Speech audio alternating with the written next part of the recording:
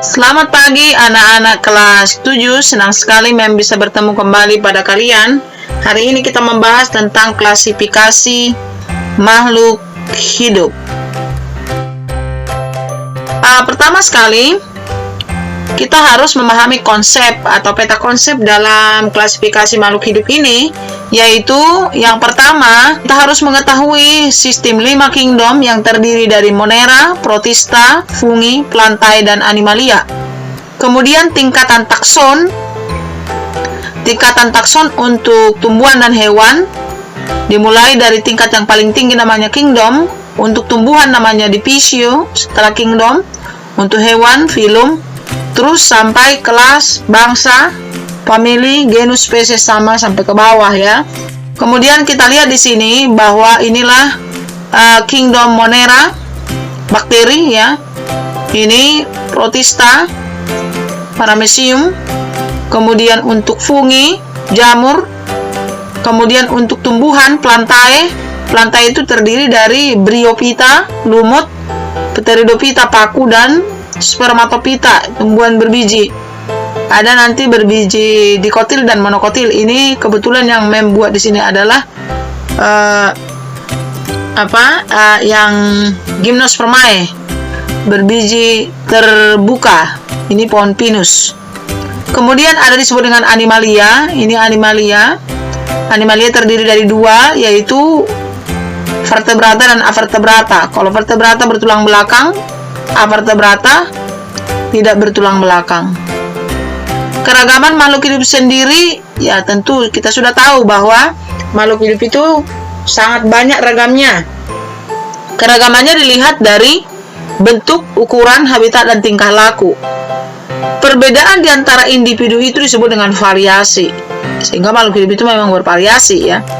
Kemudian, untuk mengklasifikasikan makhluk hidup yang beragam itu, maka ada seorang peneliti yang bernama Carolus Linnaeus. Beliau dikenal sebagai bapak taksonomi karena berhasil di dalam mengklasifikasikan makhluk hidup ya, disebut dengan bapak taksonomi. Dia mencoba mengklasifikasikan makhluk hidup itu melihat persamaan dan perbedaan ciri. Bagaimana urutan yang dia lakukan untuk memberikan klasifikasi kepada makhluk hidup? Maka di sini adalah tahapan klasifikasi. Yang pertama beliau lakukan adalah mengidentifikasi ciri makhluk hidup. Yang kedua, mengelompokkan berdasarkan persamaan. Kemudian, apabila di dalam satu kelompok ditemukan perbedaan, maka bisa dipisahkan dari kelompok tersebut. Maka dicari nanti kelompok yang lain yang lebih memiliki sifat yang sama. Yang kedua adalah Carolus Linnaeus membuat urutan takson dalam klasifikasi. Jadi dibedakan antara tumbuhan dan hewan.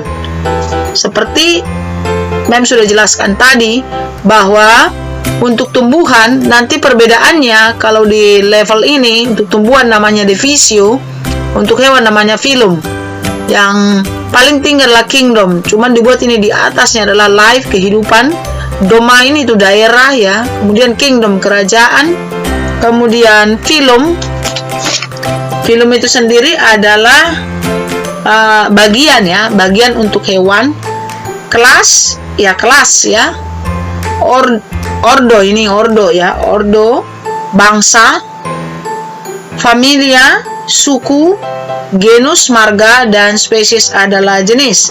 Semakin dari atas sampai ke bawah, semakin ke bawah dia kekerabatannya semakin dekat. Ya, begitu juga dengan sebaliknya. Berarti kalau ke atas namanya kerajaan, itu lebih umum ya. Itulah susunan takson untuk tumbuhan dan hewan. Perbedaannya tadi, kalau untuk hewan ada filum, untuk tumbuhan ada divisio. Untuk urutan takson dalam klasifikasi, mengambil contohnya adalah untuk jagung dan padi. Kenapa mengambil untuk jagung dan padi? Karena tumbuhan ini hampir sama ya, berada dalam kingdom yang sama. Jadi kingdomnya sama-sama Plantae, kerajaannya sama-sama Plantae ya, tumbuhan. Divisinya sama-sama Spermatophyta, sama-sama berbiji. Ya, kebetulan ini yang saya buat adalah berbiji tertutup dan monokotil, kelasnya monokotil. Apa itu monokotil? Berkeping satu. Kemudian ordonya, bangsanya adalah Poales, sama-sama bangsanya, sama-sama Poales. Familinya atau sukunya sama-sama Poase. Poase. Ya, yang berbeda adalah di genus. Kalau genus untuk Zeamais ini adalah bahasa Indonesianya adalah jagung. Ini ada udah di atas ya. Zea. Untuk padi namanya Oryza. Nah, maka spesiesnya namanya Zeamais. Kemudian untuk padi namanya Oryza sativa. Nah, jadi genus itu adalah kata pertama dari spesies. Nah, coba lihat ini. Spesies adalah Zeamais. Kata pertama dari spesies menjadi genus. Padi Oryza sativa, kata pertama untuk padi adalah Oryza. Nah, demikian ya. Kemudian ini contoh untuk hewan. Kalau untuk hewan itu diambil dari kelas ya. Dari kelas. Nah, untuk kelasnya sama-sama mamalia, bangsanya primata, bangsa itu tadi kan sama dengan ordo ya. Kemudian sukunya berbeda atau familinya berbeda. Kalau untuk orangutan Pongidae, kalau pada manusia Hominidea. Marganya atau genusnya beda. Pongo untuk orangutan, untuk manusia Homo, dan tentunya jenisnya adalah untuk orangutan Pongo pygmaus, sedangkan untuk manusia Homo sapiens. Nah, ini tadi sudah menjelaskan, semakin ke bawah maka kerabatannya semakin dekat. Oke. Berikutnya, nah, klasifikasi makhluk hidup itu supaya memudahkan kita bisa menggunakan kunci determinasi, yaitu petunjuk yang digunakan untuk mengidentifikasi kelompok maupun jenis organisme. Nah, contohnya nanti seperti ini ya. Disebutkan beberapa option di sini. Misalnya 1, bertulang belakang, dibikin option 2. Tidak bertulang belakang, dibikin invertebrata. 2, tubuh selalu basah, dibikin nomor 3. Tubuh tidak selalu basah, nomor 4. Dan sebagainya sampai ke 5. Misalnya, ikan adalah memiliki ciri-ciri seperti nomor titik-titik. Berarti dilihat kan, ikan itu termasuk bertulang belakang tidak? Ya, berarti nomor 2. Kemudian tubuh selalu basah atau tubuh tidak selalu basah? Berarti tubuh selalu basah, nomor 3. Kemudian kulit bersisik, tidak bersisik. Bersisik berarti dipilih 3A. Tadi kan? Yang pertama tadi 1A. Kemudian 2A. Kemudian 3A. Menyusui tidak? Tidak. Tidak menyusui tidak? Tidak. Nggak ada hubungannya. Karena kan ikan itu adalah sudah Fishes. Sedangkan kalau menyusui dan tidak menyusui berhubungan dengan mamalia. Berarti nomor 4 tidak termasuk. Kemudian nomor 5. Ikan itu bertelur atau bertelur dan menanak? Tentunya adalah bertelur. Berarti 5A. Berarti ciri-ciri yang sesuai dengan yang dimiliki ikan adalah 1A, 2A, 3A, dan 5A. Nah, seperti itu ya. Jadi diidentifikasi dulu, lalu disuruh mencari makhluk hidupnya adalah makhluk hidup yang mana gitu ya. Berikutnya adalah yang D. Klasifikasi yang dikemukakan oleh Carolus Linnaeus itu disebut dengan istilah binomial nomenklatur, yaitu seperti yang sudah Mem katakan tadi, kalau spesies terdiri dari 2 kata, maka terdiri 2 kata Latin. Kata pertama menunjukkan genus, huruf sekarang bagaimana cara penulisannya ya? Huruf pertama ditulis dengan huruf kapital seperti ini nih, Zeamais. Jadi huruf pertama Zeamais kan jagung. Z pada Zea itu huruf besar. M huruf kecil. Kata kedua, huruf pertama pada kata kedua adalah huruf kecil. Kemudian ditulis dengan cetak miring, atau kalau tidak cetak miring, setelah cetak miring digaris bawahi. Nah, seperti itu cara penulisannya ya. Oke. Nah, ini juga contoh lagi ya. Nah, ini nama ilmiahnya. Kalau melinjo nama ilmiahnya ini. Nah, penulisannya juga udah kelihatan sini ya. Kelapa sawit Elaeges guinesis. padi Oryza sativa tadi, jagung jia mais, ketela pohon Manihot utilissima, cacing tanah Lumbricus terrestris, penyu Chelonia midas, komodo Varanus komodoensis. Nah, seperti itu ya cara penulisan huruf Latin. Nah, apa sih manfaat daripada klasifikasi? Apa manfaat dari pengelompokan? Yang pertama adalah memudahkan mengenal makhluk hidup. Coba makhluk hidup tidak diklasifikasikan, akan sulit mengenalnya. Kemudian memudahkan mempelajarinya seperti kalian kan. Nah, nanti ada praktek-praktek untuk klasifikasi ini. Kemudian mengetahui adanya hubungan kekerabatan. Buat apa ini mengetahui hubungan kekerabatan? Ya, supaya misalnya nih untuk tanaman yang dibuat menjadi tanaman obat, ya, misalnya nih yang sama dengan jahe, berarti kan dilihat yang kingdomnya sama, terus ordonya sama dan sebagainya. Kemungkinan manfaatnya bisa berdekatan sama. Jadi kalau tidak ada jahe berarti bisa digunakan kencur contoh dan sebagainya, atau kurkuma longa dan sebagainya ya.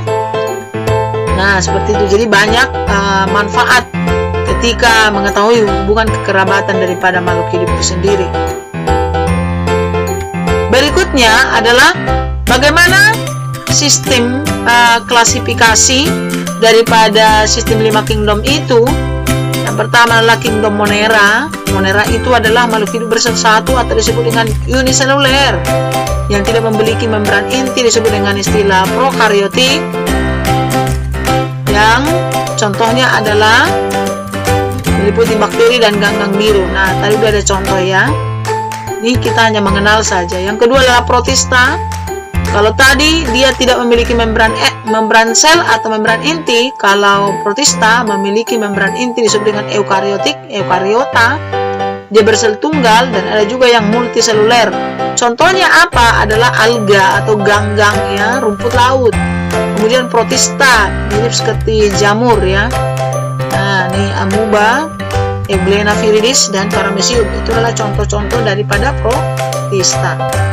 Kemudian disebut dengan fungi. Fungi itulah jamur ya. Berbagai macam jamur, banyak sekali jamur. Ada jamur kuping, jamur kancing. Nah ya, yang harus kita pahami dalam jamur ini adalah dia memiliki hifa. Hifanya disebut dengan miselium. Nah, tubuh jamur ada disebut talus. Kenapa talus? Karena kita tidak bisa membedakan akar, batang, dan daun daripada jamur ya. Dan bersifat sebagai sapropit, atau ada juga yang parasit. Apa sapropit? Sapropit itu adalah jamur yang hidup di pohon-pohon yang sudah busuk. Sedangkan yang parasit dia hidup di tanaman yang pokok, sehingga jamur itu mengambil makanan dari tanaman yang ditumpanginya. Dan cara berkembangbiakannya adalah dengan spora. Ya. Kemudian ada sesuatu hal yang harus kalian pahami, disebut dengan jamur yang bersimbiosis dengan ganggang membentuk lumut kerak atau disebut dengan lisenes. Itu bersimbiosis mutualisme.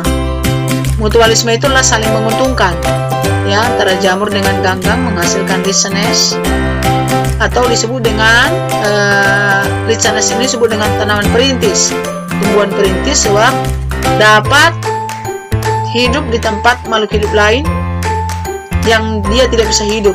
Jadi hanya dia yang bisa hidup di sana, makhluk hidup lain tidak bisa hidup. Contohnya adalah Usnea sp. Berikut adalah kingdom Plantae, adalah kerajaan daripada tumbuhan. Contohnya lumut, Bryophyta. Tadi sudah ada gambar di depan. Apa ciri-ciri lumut? Dia ada akarnya, ada batangnya, ada daunnya, tetapi tidak sejati. Kenapa tidak sejati? Karena kita tidak bisa membedakan mana akar, batang, dan daun. Tidak jelas. Seperti tanaman mangga contoh. Itu kan jelas ada akarnya, batang, dan daunnya. Kemudian akarnya disebut dengan rhizoid, berfungsi menempelkan tubuh lumut tersebut pada substrat. Substrat adalah tempat, bisa batu, bisa juga kayu, hidup di tempat yang lembab. Nah, kemudian berkembang secara kawin dan tidak kawin, yang disebut dengan metagenesis, pergalian keturunan dari spora kembali kepada spora gitu ya. Nah, setelah lumut kita lihat ada tumbuhan paku atau Pteridophyta. Itu ciri-cirinya adalah memiliki akar, batang, daun yang sudah jelas. Misalnya ini adalah seperti ini, ya. Ini adalah tumbuhan paku Psilotum. Psilotum ada juga pakis atau enggak suplir, ya. Kemudian pada daun dewasa terdapat bulatan warna coklat disebut dengan sorus. Ini sorus, ya, yang ujung-ujung ini, yang di atas, ya, yang dibungkus indusium. Kemudian perkembangbiakannya secara kawin dan tidak kawin disebut dengan pergiliran atau metagenesis pada tumbuhan paku. Nanti di kelas 9 kalian belajar lagi tentang pergiliran paku. Kemudian tumbuhan berbiji itu adalah dia memiliki akar, batang, dan daun yang sejati, kemudian memiliki berkas pembuluh dan menghasilkan apa yang disebut dengan alat perkembangbiakan. Ada putih, ada benang sari dan sebagainya. Kemudian dia melakukan penyerbukan.